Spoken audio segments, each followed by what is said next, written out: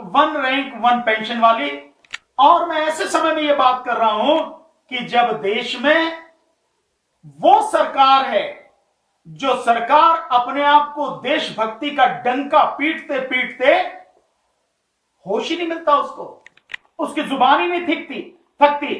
वो समझती है कि उसके अलावा और कोई इस देश में देशभक्त है ही नहीं। तो ऐसी देशभक्त सरकार अपने सैनिकों के साथ किस तरह का भेदभाव कर रही है, या इसे यूं कहूं कि ऐसी सरकार के होते हुए भी हमारे सैनिकों के साथ कितना भेदभाव हो रहा है, कितना भेदभाव लगातार चल रहा है। क्या सरकार को नहीं चाहिए कि उस सबको दूर करे, उसको समानता के अधिकार के आधार पर सुने और उस पर कार्रवाई करे और उसको समान करे, उन दिक्कतों को दूर करे, खत्म करे? होना चाहिए, नहीं होना चाहिए?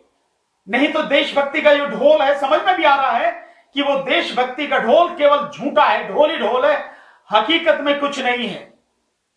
सैनिकों के लिए जो किया जाना चाहिए वो नहीं हुआ है। अब जैसे मैं आता हूं, पहली जो बात है वन रैंक वन पेंशन। साथियों, वन रैंक वन पेंशन के विषय में आप जान रहे हैं कि 2015 से ही जब मोदी सरकार आई है, मोदी सरकार ने दावा किया था, जो रेवाड़ी में मीटिंग हुई फौजियों की और बहुत बड़ी जबरदस्त रैली हुई जिसमें मोदी जी ने संबोधित किया और उसमें उनसे वादा किया कि वन रैंक वन पेंशन को हम देंगे। और उसके बाद जो उन्होंने दी है वो देना ना देना बिल्कुल एक ही जैसा हो गया साथियों।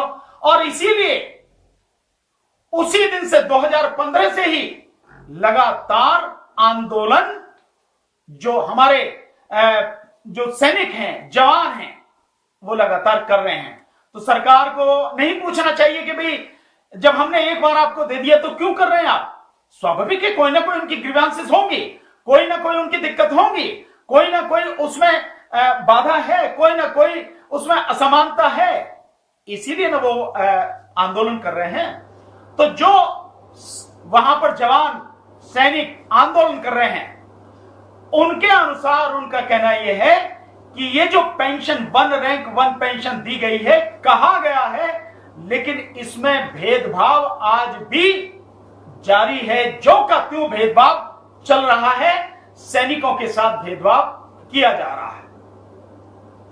2013 में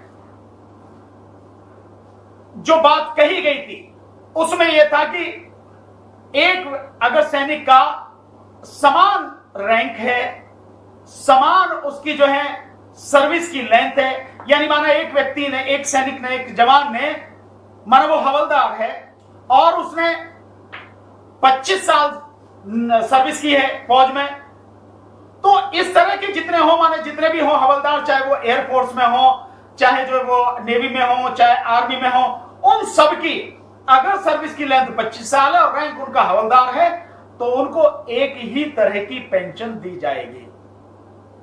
दूसरा साथियों, जो पेंशन दी जाएगी उस पेंशन में एक ही सबका ग्रुप होगा, अलग अलग नहीं होगा। लेकिन हुआ क्या है?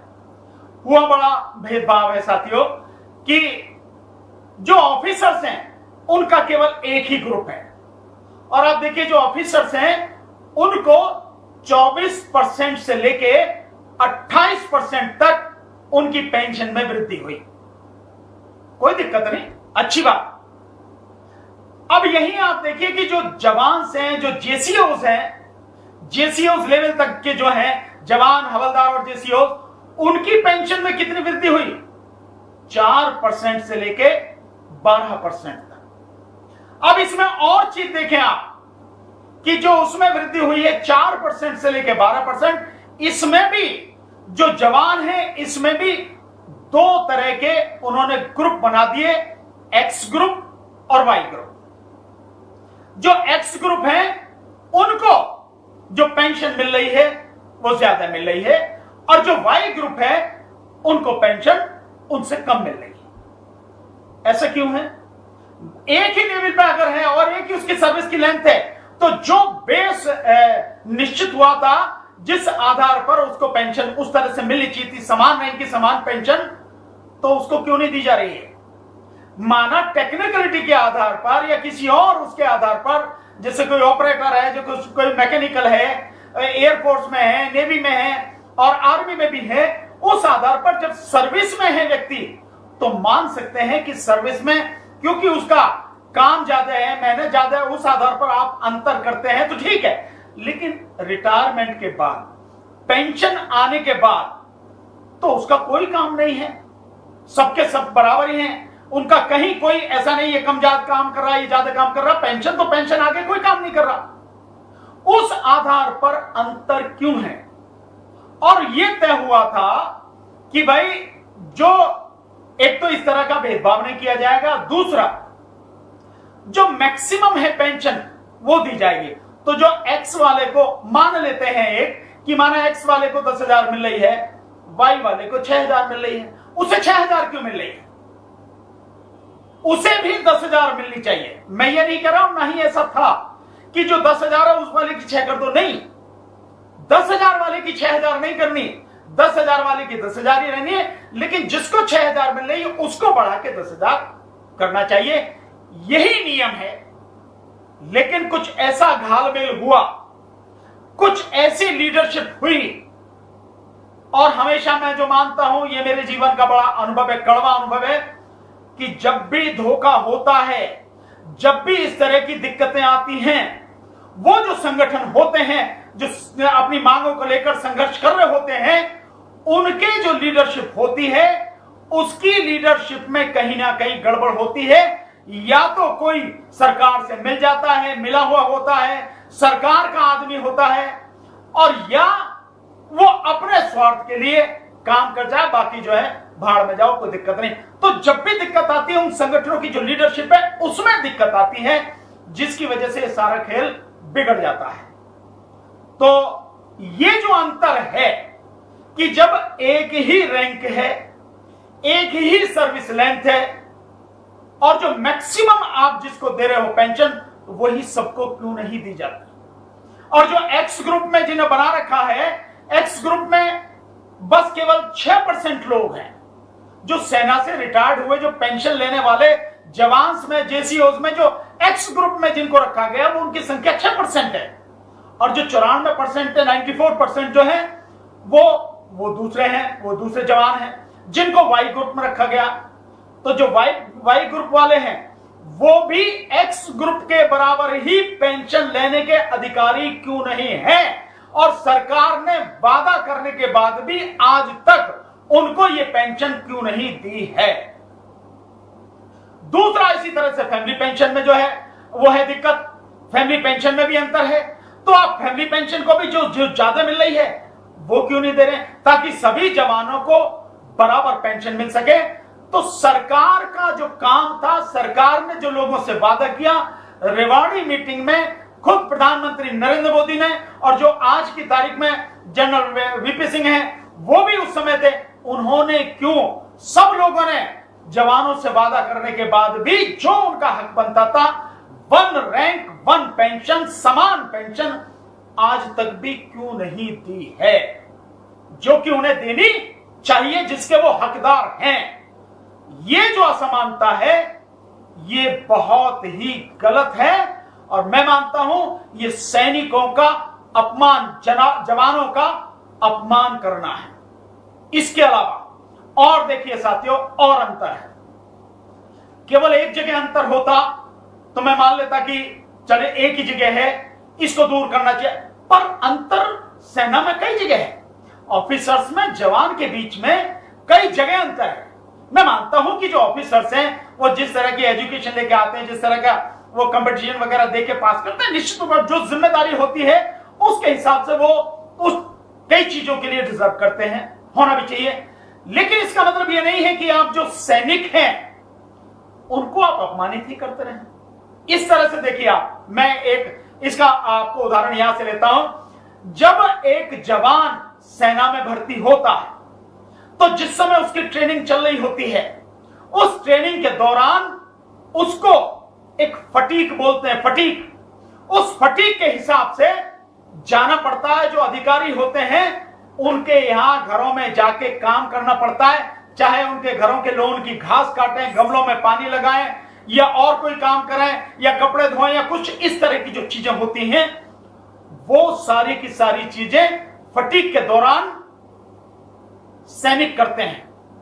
सैनिक क्या इस काम के लिए। इसके अलावा जो ऑफिसर्स हैं, उन ऑफिसर्स के घरों में सैनिक काम करते हैं, उनके बच्चों को लाने ले जाने का काम करते हैं, झाड़ू वगैरह का काम होता है, खाना बनाने का काम होता है, बर्तन धोने और कपड़े धोने तक का भी काम होता है। क्यों करेगा जवान? क्या वो जवान, वो सैनिक ये काम करने के लिए है क्या, या वो देश की सेवा के लिए गया है, देश के लिए संघर्ष करने के लिए गया है, देश के लिए बलिदान करने के लिए गया, उसके लिए काम करेगा वो? तो ऐसा क्यों किया जाए कि उसको इतना अपमानित? क्या आप नहीं मानते कि इस तरह से जो हमारे सैनिक हैं उनके स्वाभिमान को कुचला जाता है, उनको सम्मान नहीं अपमानित किया जाता है? अगर अधिकारी हैं और उन अधिकारी को सुविधा देना सरकार चाहती है, बहुत अच्छी बात है, आप दीजिए, कोई मना नहीं करता। क्योंकि अगर आप वैसे भी देखें तो आईएएस लोग हैं, आईपीएस लोग हैं, आईपीएस के यहां भी जो सिपाही हैं वो जाके काम करते हैं, लेकिन जो आईएएस लोग हैं उनके यहां पर अगर उन्हें चाहिए तो उनके लिए नौकर होते हैं। अब जैसे जजेस हैं, उन जजेस के लिए भी नौकर चलाऊ हैं, हाई कोर्ट के जजेस हैं, सुप्रीम कोर्ट के जजेस हैं, उनके लिए भी नौकर दिए जाते हैं, काम करने के लिए घर में दिए जाते हैं। ठीक इसी तरह से सेना में जो ऑफिसर्स हैं उनके यहां भी अगर आपको सुविधाएं देनी तो दीजिए। आप वहां खाना बनाने वाले दीजिए, जो खाना बनाए, बर्तन मांजे और झाड़ू पोछा लगाए, दीजिए ना, आप उनको सुविधाएं दीजिए। पर वो काम सैनिक क्यों करेगा? आपको कपड़े धोने वाले उनको देने ही दीजिए, उनके बंगलों में जो साफ सफाई करने वाले, घास काटने वाले, गमलों को पानी देने वाले, पौधों को पानी देने वाले, बिल्कुल आप दीजिए उन्हें सुविधाएं। एक उन्हें नौकर दीजिए, दो दीजिए, जितनी आप समझते हैं कि इतनी सुविधाएं हमें अपने अधिकारी को देनी, बहुत अच्छी बात, दीजिए, आप वो डिजर्व करता है, दीजिए। लेकिन ये काम सैनिक क्यों करेगा? ये काम सैनिक का नहीं है ना। सैनिक किसी अधिकारी के घर में काम करने गया, नौकरी करने नहीं गया, वो अधिकारी का नौकर नहीं है, वो देश का सैनिक है। और देश के सैनिक का स्वाभिमान है, सम्मान है। उस स्वाभिमान और सम्मान की रक्षा की जानी चाहिए, सम्मान को बढ़ाया जाना चाहिए और उसे उसी हिसाब से ट्रीट किया जाना चाहिए। वो किसी के घर में जाके अधिकारी के में काम क्यों करेगा? ये परंपरा बहुत गलत है। ये परंपरा अगर ब्रिटिश पीरियड की रही, हो सकता है उस समय के ही जो परंपरा रही हो। क्यों? क्योंकि वो तो ब्रिटिशर्स थे, तो उसमें जो ऑफिसर्स होते थे वो सारे ब्रिटिशर्स होते थे, अंग्रेज होते थे, और बाकी जो नीचे के रंगरूट है वो सारे के सारे जो है भारतीय होते थे। तो उनके अंतर के लिए और उनको ये एहसास कराने के लिए कि हम तुम्हारे अधिकारी हैं, हम तुम पे हुकूमत करने आए, तुम गुलाम हैं, उस समय की वो परंपरा होगी। और उस समय वो लोग उन लोगों से काम कराया जाता होगा, घर का बाहर का जो भी है वो सारा सब कुछ, वो एक उस समय की परंपरा रही हो। आज तो नहीं। आज तो संविधान के आधार पर चलने वाला गणतांत्रिक देश है, स्वतंत्र देश है भारत। तो इस स्वतंत्र भारत में जो हमारे जवान हैं, जो हमारे जेसीओज हैं, जो सैनिक है हमारे, उनका सम्मान होना चाहिए, उनका स्वाभिमान होना चाहिए, उनके स्वाभिमान को बढ़ाना चाहिए, बरकरार रखना चाहिए, उसको ठेस नहीं पहुंचानी चाहिए, उसको कुचला नहीं जाना चाहिए। तो इसलिए घर में काम करने के नौकर का जो काम करते हैं वो सैनिकों से कराना बंद करना चाहिए। मैं मानता हूं कि सैनिक इस आवाज को नहीं उठा सकते क्योंकि वो डिसिप्लिन्ड फोर्स है, एक अनुशासित सेना है, जवान है, वो ये नहीं उठा सकते। लेकिन जो नेता हैं, जो एमपी हैं, वो तो ये बात उठा सकते हैं। जो सांसद हैं, जो मंत्री हैं, सरकार में हैं, जो विपक्ष में हैं, वो तो ये बात उठा सकते हैं कि ये जो भेदभाव सेना में किया जा रहा है और जवानों का जो अपमान किया जा रहा है, उनके स्वाभिमान को जो कुचला जा रहा है, ये बंद किया जाना चाहिए। ये तो वो कर ही सकते हैं, लेकिन कोई आवाज नहीं उठा रहा। मैं नहीं जानता कि क्यों नहीं उठा रहे। क्या उन्हें सेना से कुछ लेना देना नहीं है, या उन्हें किसी तरह का डर है, या वो जानते ही नहीं है, कुछ भी हो सकता कारण, लेकिन ये गलत है। तो ये जो भेदभाव है ये बंद होना चाहिए। एक बात, इस बात पर भी विचार करना चाहिए कि जो सैनिक हैं हमारे, आप देखिए तीनों सेनाओं में, मैं जो पैरामिलिट्री फोर्सेस है, अर्धसैनिक बल है, उनकी बात नहीं कर रहा, वो भी मैं आज करूंगा, मैं उनकी बात नहीं कर रहा हूं, मैं केवल अभी सेना की बात कर रहा हूं। तो सेना में एक रिपोर्ट शायद संसद में पेश की गई थी, बताई गई थी मिनिस्ट्री ऑफ डिफेंस की तरफ से, शायद बताई गई थी, एक सवाल के जवाब में कहीं कुछ है, मेरी जानकारी ऐसा है, कंफर्म अभी नहीं है बट मैं कर दूंगा इसको। उसमें कहा यह गया है कि सेना में हर साल 100 से लेकर 150 तक जवान सुसाइड करते हैं, आत्महत्या करते हैं। क्या इस पे ध्यान नहीं दिया जाना चाहिए कि आत्महत्या क्यों है, जवान आत्महत्या क्यों कर रहे हैं, जवान के सामने ऐसी क्या दिक्कत है कि उसे आत्महत्या करनी पड़ी है, सुसाइड करना पड़ रहा है? क्या ये जो जिस तरह से उसका स्वाभिमान कुचला जाता है, अपमानित किया जाता है, क्या यह भी इसका एक कारण है? या एक और कारण हो सकता है कि जो माना जरूरत 10 जवानों की है और 10 जवान की जगह 5 ही जवान हैं और 5 जवानों को 10 जवानों का काम करना पड़ रहा है, तो उन पे एक्स्ट्रा प्रेशर है, डबल काम करना पड़ रहा है, उसका भी प्रेशर है। क्या इस वजह से जवान जो सुसाइड कर रहे हैं? ये क्या कारण है जो हमारे जवान सुसाइड कर रहे हैं? और एक इंफॉर्मेशन इस तरह की है, ये जो सैनिकों के ही माध्यम से है, एक इंफॉर्मेशन ये है कि जितने अब तक जो हमारे युद्ध वगैरह हुए हैं, जितने भी मतलब हमारी भिड़ंत हुई हैं, उसमें जितने जवान हमारे शहीद हुए हैं, उससे ज्यादा जवानों ने आज तक हमारे देश में आत्महत्या की है। तो ये इतनी गंभीर परिस्थिति है, क्या इसको सामान्य समझा जा रहा है कि जवान क्यों आत्महत्या कर रहे हैं? इस बात को गंभीरता से लेकर इसका बिल्कुल समाधान करना चाहिए, जवानों से जवानों की समस्या सुननी चाहिए, क्या बात है, जिससे हमें पता लगे एक्चुअल में कि जवान क्या महसूस कर रहे हैं, किस वजह से डिप्रेशन में जा रहे हैं, किस वजह से ये स्थिति उनके सामने खड़ी हो रही है, ऐसा क्यों हो रहा है? इसका समाधान करना किसकी जिम्मेदारी है? सरकार की जिम्मेदारी है, सरकार को करना चाहिए। इसके अलावा और एक स्तर पर भेदभाव देखिए साथियों, जो कैंटीन है, सीएसडी कैंटीन, डिफेंस की जो कैंटीन होती है, उस कैंटीन में भी एक बड़ी अजीब स्थिति, उसमें भी 2 तरह की स्थिति है। एक स्थिति यह है कि जो ऑफिसर्स हैं, बताया जाता है कि ऑफिसर्स को 9,000 रुपए तक की वो खरीद कर सकता है महीने में, लेकिन वहीं जवान और जेसीओ वो 4 से 5,000 रुपए तक की, आज शायद 5,000 कर दिया गया है, 5,000 तक की खरीद कर सकता है।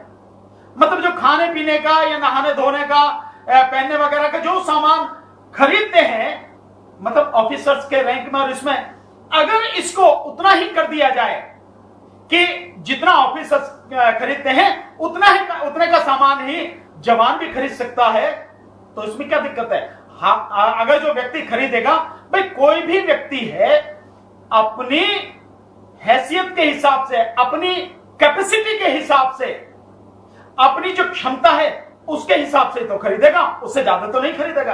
अगर वो माना 4,000 रुपए का या 3,000 रुपए का महीने में खर्च कर सकता है अपने खाने पीने या उस सामान पे जो कैंटीन से खरीदा जा सकता है, तो उतना ही खरीदेगा। अगर कोई ज्यादा कर सकता है तो उतना खरीदेगा।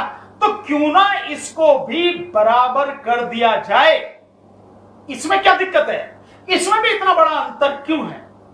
एक बात।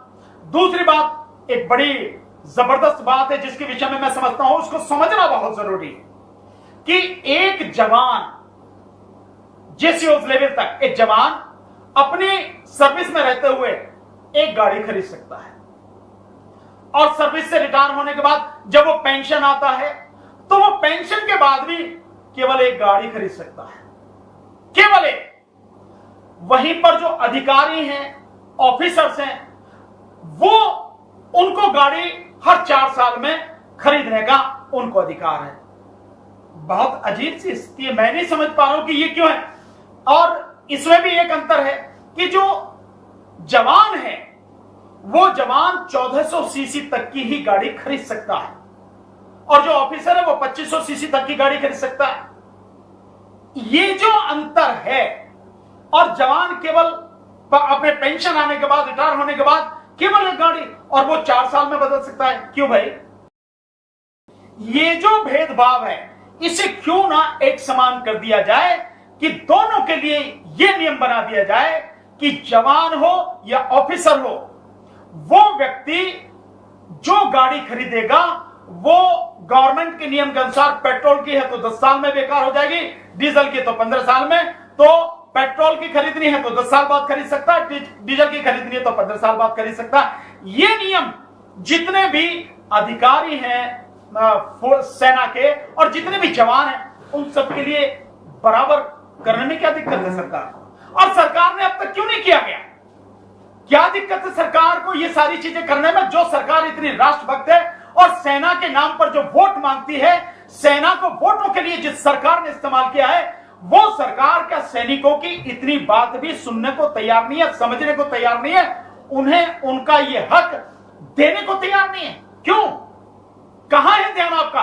क्या सरकार का सारा ध्यान एमएलए एमपीओ को खरीदने पर, विपक्ष की सरकारों को गिराने पर और अपनी सरकार बनाने पर ही है? इस सिर्फ इसी पर ध्यान है। सैनिकों के साथ ये जो भेदभाव हो रहा है, ये सेना में ये जो अंतर है, इस अंतर को दूर करके सबको एक समान स्तर पर सुविधाएं देने में क्या दिक्कत है? कोई दिक्कत मैं मानता कि कोई दिक्कत होनी चाहिए, इसको समान किया जाना चाहिए ताकि किसी भी तरह का एक भेदभाव, एक असंतोष नहीं हो। दूसरा एक और अंतर है साथियों, मैं यही कह रहा हूं कि केवल एक बात नहीं है, बातें कई हैं, अंतर कई हैं, भेदभाव कई स्तर पे हैं। एक और भेदभाव साथियों आप देखिए जिसके विषय में आप सबको जानना बहुत जरूरी है। जैसे एक एमएसपी है, यानी मिलिट्री सर्विस पे, एक ये बहुत वो है, बहुत ही महत्वपूर्ण है। यानी कि जो लोग सेना में हैं, जो सेना की सर्विस कर रहे हैं, उनको एक ये पे मिलती है। अब इसमें अब अंतर देखिए कि जो सैनिक है उस सैनिक को मिल रहे हैं 5,000, जो नर्सिंग स्टाफ है उसको मिल रहे हैं 10,000 और जो ऑफिसर्स हैं उनको मिल रहे हैं 15,000। आप जरा इसको देखेंगे कि जो सैनिक है सीमा पर तो वही होता है, जो फ्रंट में खड़ा है वो सैनिक ही है। उसके साथ मैं मानता हूं कि कैप्टन रैंक के और कभी कभी होता है कि मेजर रैंक के ये जो लोग हैं ये भी होते हैं, लेकिन जो फ्रंट पे है वो तो सैनिक ही है ना। तो सैनिक को वैसे तो होना चाहिए कि उससे ज्यादा मिलना चाहिए, उलट होना चाहिए कि जो लोग ऑफिस में बैठकर काम कर रहे हैं, एसी कमरों में बैठकर काम कर रहे हैं, हॉस्पिटल्स में काम कर रहे हैं, उनको जो ये बेनिफिट मिला है, उनको ये बेनिफिट जो सेना में जो वहां पे फ्रंट लाइन पे है, मोर्चे पे है, उसको ज्यादा मिलना चाहिए और जो घर अपने ऑफिस में बैठे उनको कम मिलना चाहिए। पर अगर ये नहीं तो आप इसको समान ही कर दें।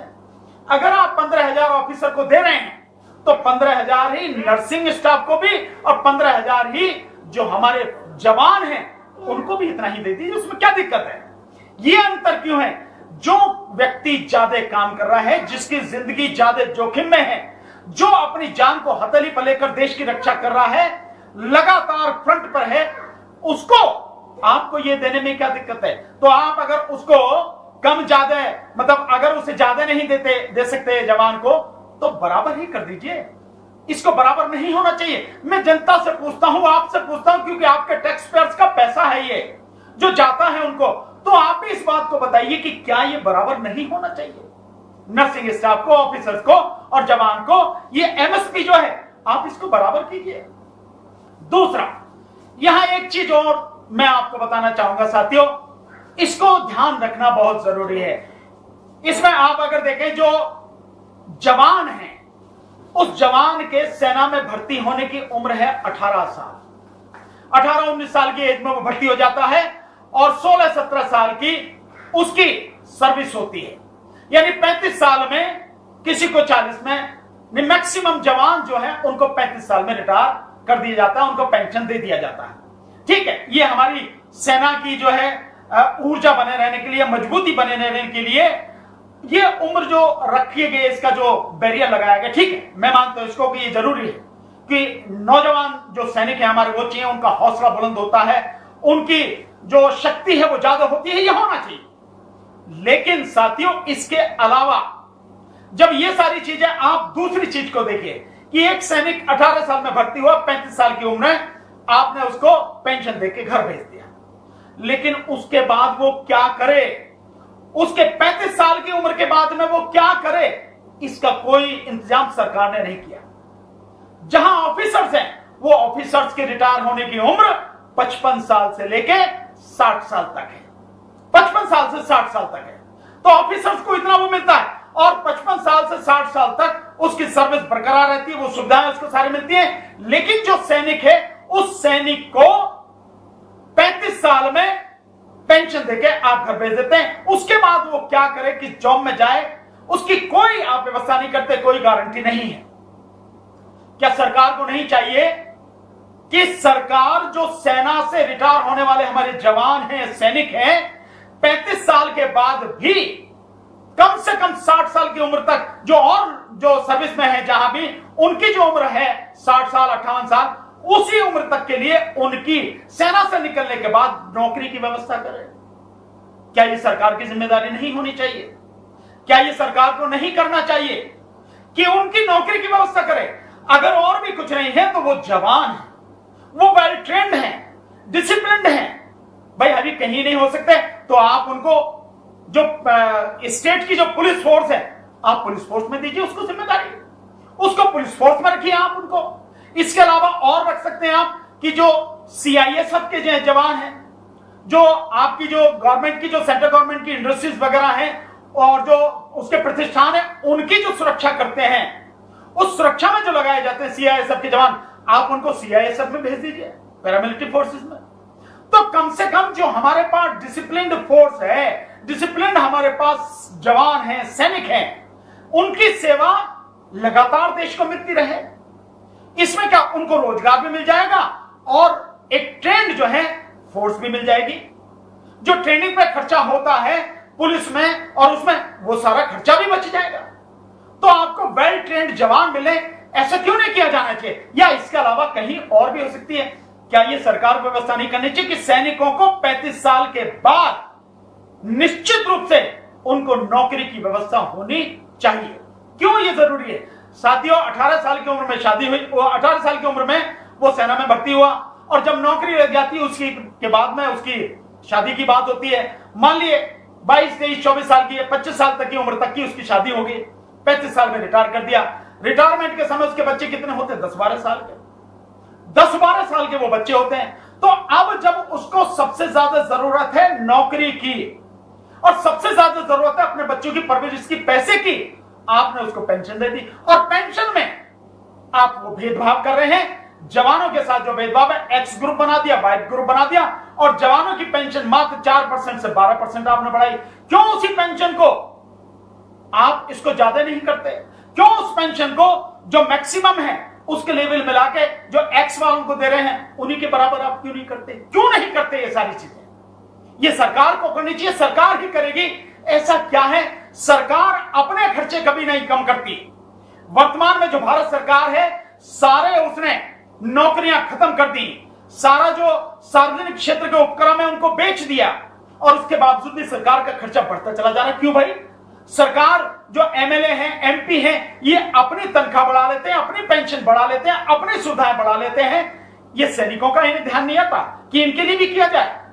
देश के प्रधानमंत्री पर 600 करोड़ रुपए सालाना का उसका सिक्योरिटी का बजट है। एक प्रधानमंत्री का 600 करोड़ सालाना सिक्योरिटी का बजट, और तकरीबन 2000 करोड़ रुपए सालाना के प्रधानमंत्री पर खर्च होते हैं। आवागमन, ये वो, अगड़म झगड़म, तो सैनिकों को देने के लिए पैसा नहीं है, सैनिकों को नहीं दिया जाना चाहिए। उनका सम्मान और स्वाभिमान बरकरार नहीं होना चाहिए, उनको बराबर का दर्जा नहीं दिया जाना चाहिए, दिया जाना चाहिए साथियों। अब दूसरी बात यह है साथियों, अब इसको देखो कि ऑफिसर रिटायर होता है 55 से 60 साल की उम्र में, और सैनिक जो रिटायर होता है वो रिटायर होता है 35 साल की उम्र में। अब आ जाते हैं हम ECHS, एक स्कीम है, वो है ex serviceman contributory health scheme, यानी कि जैसे सेंट्रल गवर्नमेंट की CGHS central government health scheme है, उसी तरह की ये है। ये कंट्रीब्यूटरी है, यानी कि जो भी उस हेल्थ फैसिलिटी का फायदा लेना चाहते हैं वो उसके मेंबर होंगे और कंट्रीब्यूट करेंगे, उसके आधार पर उनको मिलेगा। अब इसमें आप एक भेदभाव देखिए, बहुत जबरदस्त इसमें भी भेदभाव है कि जो हर महीने इन ईसीएचएस में जो कंट्रीब्यूशन है वो कंट्रीब्यूशन सबका समान है, सभी का बिल्कुल समान है, 1000 रुपए महीने उसमें जाते हैं। लेकिन फैसिलिटीज में अंतर है। फैसिलिटीज में अंतर क्यों है भाई?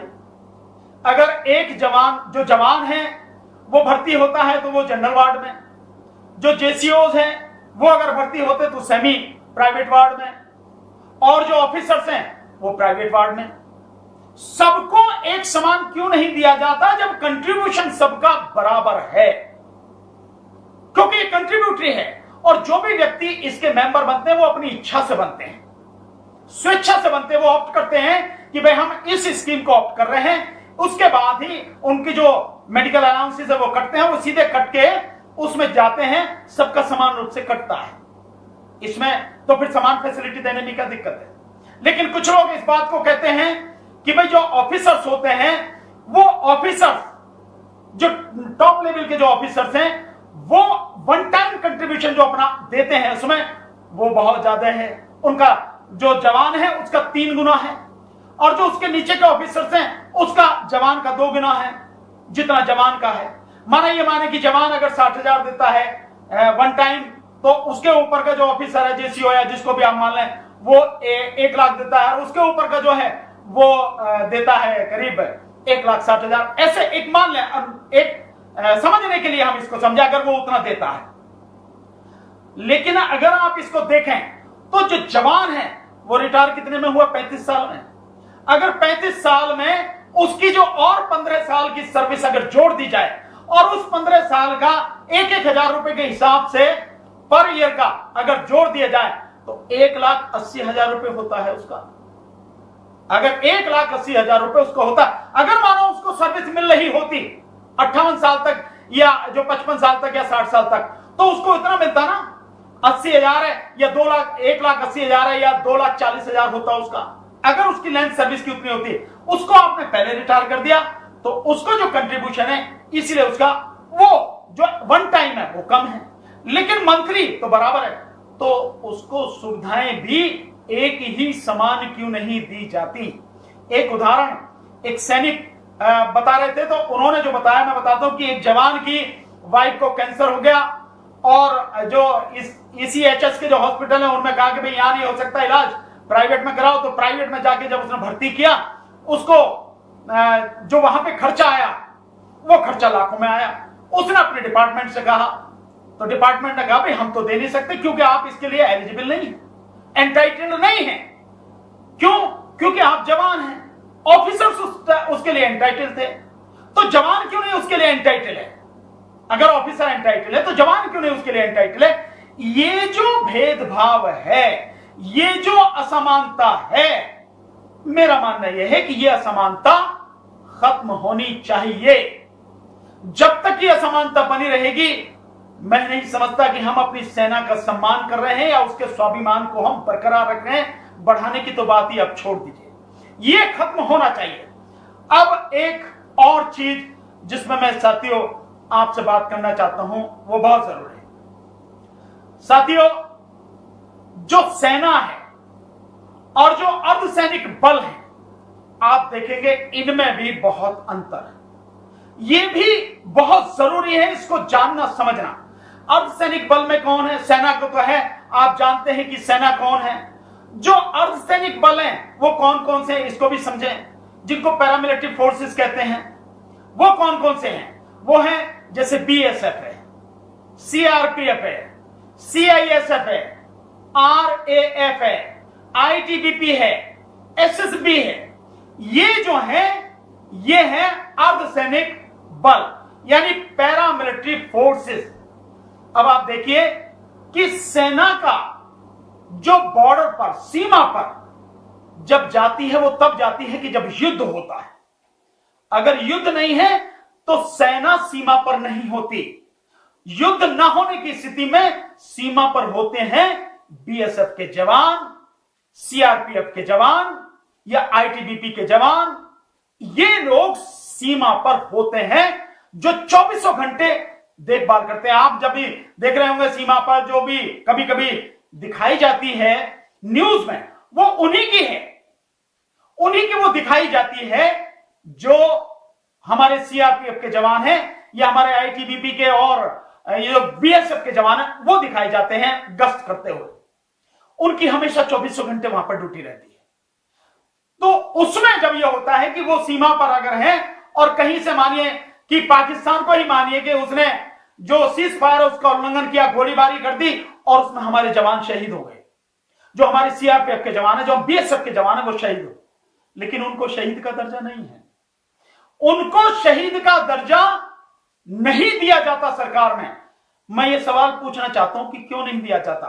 उन अर्धसैनिक बलों को जो 24 घंटे सीमा पर देश की रक्षा करते हैं, सेना से भी ज्यादा वो रक्षा करते हैं, उनको शहीद का दर्जा क्यों नहीं दिया जाता? और एक शहीद के परिवार को जो सुविधाएं मिलती हैं वो सुविधाएं उनके परिवार को क्यों नहीं दी जाती हैं? ये मैं जानना चाहता हूं। जबकि जॉब उसका मैं कह सकता हूं सेना से किसी हालत में कम नहीं है। सेना तो जब लड़ाई हो रही है, जब हमला है देश में तभी है, वो तो 24 घंटे हैं और कितने प्रेशर में काम करते हैं आप सब जानते हैं। तो उनको सुविधाएं क्यों नहीं मिलनी चाहिए? एक अब 2-3 बातें छोटी छोटी वो बतानी बहुत जरूरी है साथियों, सरकार नहीं दे रही है, सरकार की तो नीयत है आपको समझ में आ जाती है। मैं 3 उदाहरण से आपको बता दूंगा। सरकार जो कारगिल युद्ध हुआ था, कारगिल युद्ध के बाद में कितने ही सैनिक हमारे जिनको गंभीर चोटें आई हाथ में, पैर में, और वो किसी तरह से अब वो सामान्य काम करने की स्थिति में नहीं है, उन्होंने मुकदमे डाले, लेकिन सरकार ने, मिनिस्ट्री ऑफ डिफेंस ने उनको कुछ भी दिया नहीं, बल्कि उनके खिलाफ मुकदमे डाले और उन्हें कहा गया कि आप सिद्ध करो कि हां आप उस समय वहां सेना में थे, आप उस समय वहां उस लड़ाई में थे और आपके साथ ये घटना वहां पर घटी। कितने ही लोगों के खिलाफ ये मुकदमे हैं। 20-22 साल हो गए कारगिल युद्ध को, अभी तक उनकी समस्या सुलझी नहीं है, बल्कि उनके खिलाफ मुकदमे चल रहे। जो सैनिक अपना जीवन दांव पे लगा के देश की रक्षा की, उसके साथ में यह व्यवहार होना चाहिए? क्या सरकार को नहीं चाहिए कि मिनिस्ट्री ऑफ डिफेंस को नहीं चाहिए कि उन समस्याओं का तत्काल समाधान करके उनको, सैनिकों को उनका हक दे, जो ऑफिसर्स हैं उनको उनका हक दे? मैं मानता हूं कि यह सरकार दे नहीं सकती, क्योंकि यह वही सरकार है जिसके समय में पुलवामा हुआ और 44 सीआरपीएफ के जवान शहीद हुए। आज 1.5 साल बीत जाने के बाद भी कोई इन्वेस्टिगेशन नहीं है, उसमें कहीं कुछ नहीं है। एक आदमी देवेंद्र जो डीएसपी उसको पकड़ा गया, उसको भी बेल मिल गई है, कहीं उसके विषय में कोई कार्रवाई नहीं है कि वो धमाका 350 किलो आरडीएक्स वहां कैसे पहुंचा, ऐसे इलाके में जहां बहुत जबरदस्त सिक्योरिटी है, कैसे पहुंच गया? कोई इन्वेस्टिगेशन नहीं है। कौन दोषी है उसके विषय में किसी का कुछ पता नहीं। 1.5 साल बाद अगर सेना के साथ इतनी भयानक घटना घटी है और आप अभी तक नहीं पता लगा पाए, तो बाकी और का क्या है? क्या यह माना जाए कि वो सब सरकार की का प्री प्लान थी, कहीं मिलके ही वो सब इलेक्शन का लाभ लेने के लिए? क्योंकि 2019 में मई में इलेक्शन था, आप सबको ध्यान है, अप्रैल मई में इलेक्शन था, और जो वो हुआ पुलवामा वाला वो 14 फरवरी को हुआ, आप सबको मालूम है।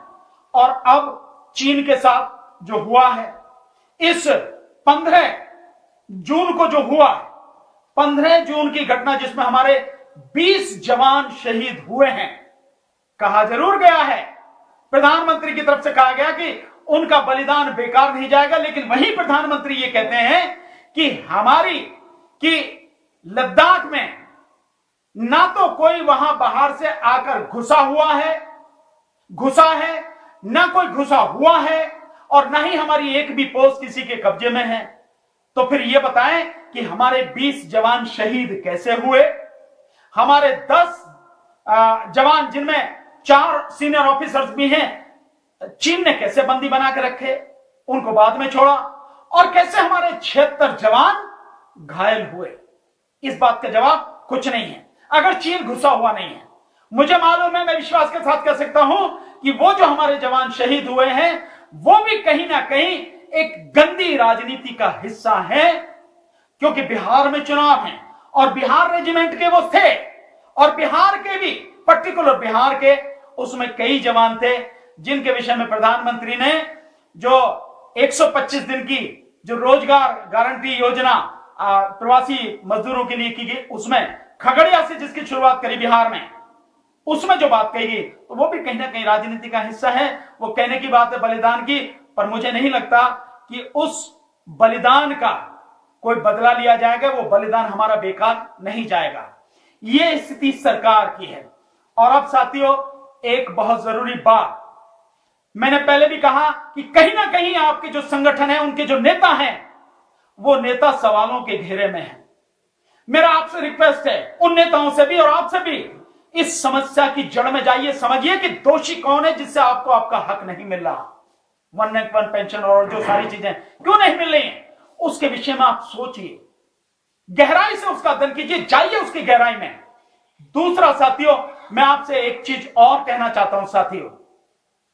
साथियों, आप कहते हैं, मैंने सुना है जवानों को, मैंने कैसे सुना, एक प्रेस क्लब ऑफ इंडिया में एक मीटिंग थी, तो जो आपके जवानों के ही जो एक संगठन है, उस संगठन के पदाधिकारी, 3 पदाधिकारी बैठे हैं दिल्ली में, जो प्रेस क्लब ऑफ इंडिया में मीटिंग हुई थी पिछले साल, उसमें वो इलेक्शन से पहले वो कह रहे हैं कि जो भी ऑफिसर सेना के होंगे, वो अगर किसी भी पार्टी से आते हैं, उनको हमें हरा के भेजेंगे, उनको वोट नहीं डालेंगे, और या हम बाकी जो वोट डालेंगे नोटा पर डालेंगे। साथियों, आप उनको वोट मत डालो, कोई दिक्कत नहीं है। आप नोटा पर वोट डालो, कोई दिक्कत नहीं है। उनकी हार जीत पे कोई फर्क नहीं पड़ता, क्योंकि यहां तो लोगों की वोट का मतलब ही नहीं है कुछ भी। यहां तो ईवीएम से इलेक्शन हो रहा है, ईवीएम से आपका वोट लूट लिया जाता है, तो आप नोटा पे डालो, किसी पे डालो, कोई फर्क नहीं पड़ता। और आप राजनीति से इतनी घृणा क्यों करते हैं? ये जो डिमांड आप रख रहे हैं, किसके सामने रख रहे हैं? राजनीतिज्ञों के सामने रख रहे हैं ना, सरकार के सामने रख रहे हैं। सरकार किससे है? राजनीति से। आप खुद राजनीति में क्यों नहीं आते हैं? जो जवान हैं हमारे, जो रिटायर हो चुके हैं, उनमें जो ईमानदार हैं, जो कर्मठ हैं, जो संवेदनशील हैं, जो अपने सारे जवानों की समस्याओं को अच्छी तरह से समझते हैं, संघर्ष कर सकते हैं, पूरी ईमानदारी से अपनी लड़ाई में टिके रह सकते हैं, कोई उन्हें डिगा नहीं सकता, वो लोग राजनीति में क्यों नहीं आते? होना तो राजनीति से ही है। यह राजनीति के बिना हल नहीं होगा, यह संसद में जाए बिना हल नहीं होगा, यह संसद से ही हल होगा, बिना उसके नहीं होगा। तो आप राजनीति से घृणा क्यों करते हैं? आप राजनीति में आते क्यों नहीं हैं? राजनीति में आके आप इलेक्शन लड़के एमपी बन के पार्लियामेंट में जाते क्यों नहीं हैं? ताकि आप अपनी आवाज वहां बुलंद कर सको, और जो और लोगों के भरोसे रहते हो उनके भरोसा ना रखे, अपने दम पर अपने जवानों की आप आवाज उठा सको और उनका हक उन्हें दिला सको। क्या दिक्कत है आपको? क्यों नहीं आते आप राजनीति में? राजनीति में घृणा करने से काम नहीं चलेगा। राजनीति में आने से, अंदर आने से और संघर्ष करने से और अपना हक लेने से ही बात बनेगी। उससे पहले कुछ नहीं होगा। आप चाहे जितनी नफरत करते रहिए, बैठे रहिए राजनीति से दूर, आप सिर्फ मांगने वाले होंगे। और मैं ये कहता हूं कि मांगने वाले नहीं, आप छीन लेने वाले बनो या देने वाले बनो। और जब संसद में पहुंचेंगे, सरकार में पहुंचेंगे, तभी आप छीनने वाले और देने वाले बनेंगे, उससे पहले नहीं कुछ होगा। तो राजनीति में आइए। आप हमें राजनीति कह रहे हैं, मैं तो कह रहा हूं, मैं तो बहुत खुल के कहता हूं, मैं किसी सामाजिक इसकी बात नहीं करता, मैं तो राजनीति की बात कर रहा हूं, क्योंकि राजनीति से ही सब कुछ संभव है। आप माने ना माने, लेकिन एक महान विद्वान ने यह कहा है कि राजनीति में हिस्सा नहीं लेने का दंड यह होता है कि अयोग्य लोग आप पर शासन करने लगते हैं। और बाबा साहब डॉक्टर भीमराव अंबेडकर जी ने कहा था, जिन्होंने संविधान लिखा, कि राजनीतिक शक्ति हर ताले की चाबी है। इसलिए वो जो ताले की चाबी है, आप उस चाबी को अपने हाथ में क्यों नहीं लेते? लीजिए अपने हाथ में, अपने भाइयों का हक दिलाइए, अंदर जाके संघर्ष कीजिए, और जो आपका हक है उसे अपने आप छीन लीजिए साथियों।